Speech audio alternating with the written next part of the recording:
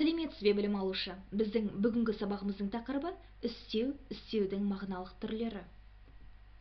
Істеулер қимылдың, іс-әрекеттің мекенін, мезгілін, жай-күйін, мақсатын, сын бейнесін, себебін білдіреді.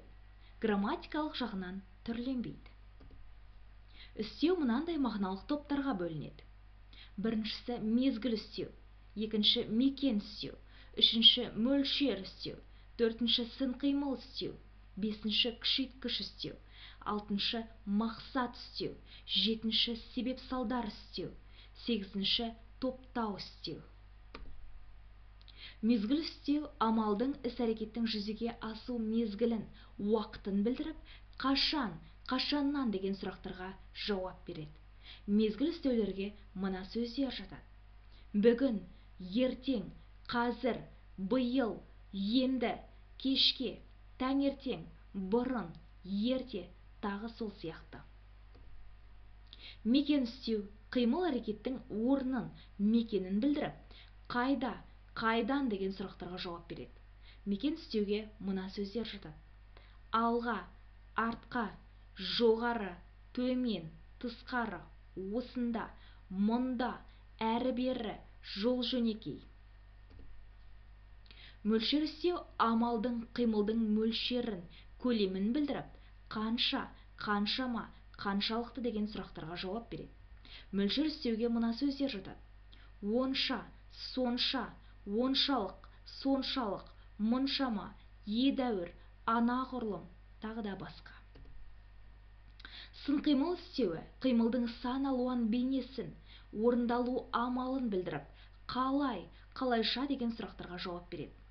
Сын қимыл істеулерге мына сөздер жатады: бірден, тез, құсша, емін-еркін, ақырын, реттімен, жасырын. Күшейткіш істеу заттың сандық белгісін, қимыл әрекеттің сапасын, мөлшерін, көлемін күшейтіп, я болмаса солғындатып көрсету үшін қолданылады. Күшейткіш істеулерге қашан, қандай деген сұрақтарға жауап береді. Күшейткіш істеулер ылғи, кілең, тіпті, нақ, нағыз, әбден, мүлде, өңкей, дәл керемет, орасан, сөз, тағы да басқа сөздер жатады. Мақсат істеу қимылдың мақсатын білдіреді. Мақсат істеуге жататын сөздер көп емес.